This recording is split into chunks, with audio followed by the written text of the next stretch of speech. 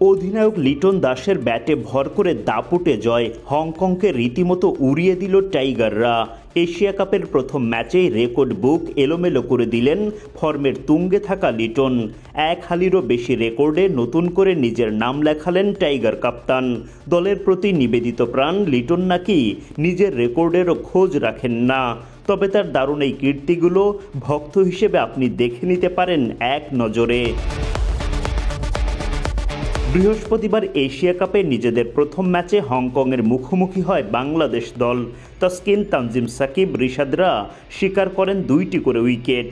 প্রতিপক্ষকে বেঁধে ফেলেন 143 রানের মধ্যেই। এরপর ব্যাটিংয়ে নেমে বাংলাদেশ 24 রানের মধ্যেই প্রথম উইকেট হারালে দলের হাল ধরেন অধিনায়ক লিটন দাস। পার্টনার তানজিদ তামিমকে হারানোর পর জুটি বাঁধেন তাওহিদ হৃদয়ের সাথে। ওই জুটির ওপর ভর করেই জয়ের পথ খুঁজে পায় বাংলাদেশ। জয় থেকে মাত্র 2 রান দূরে থাকার আগে আউট হন লিটন দাস। হৃদয়ের সাথে 95 রানের দুর্দান্ত জুটি, যেটা কিনা টি-20 ফরম্যাটের এশিয়া কাপে বাংলাদেশের হয়ে সর্বোচ্চ রানের পার্টনারশিপ।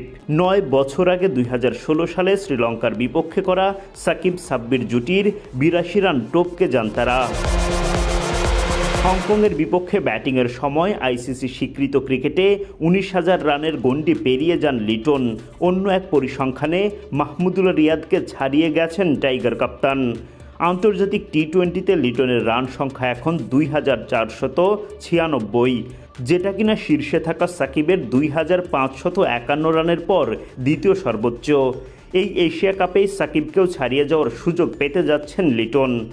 78টি ছক্কা নিয়ে 20 ওভারি ফরম্যাটে হৃদয়কে টপকে বাংলাদেশিদের মধ্যে 1 নম্বরে এখন তিনি।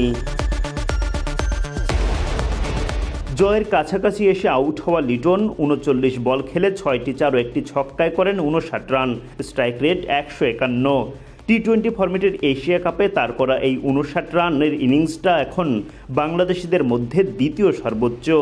2016 এশিয়া কাপে শ্রীলঙ্কার বিপক্ষে 80 রান করে সবার উপরে আছেন সাব্বির রহমান। 2025 এশিয়া কাপ সবেমাত্র শুরু। গ্রুপ পর্বে আরও 2টো ম্যাচ খেলার সুযোগ বাংলাদেশের সামনে।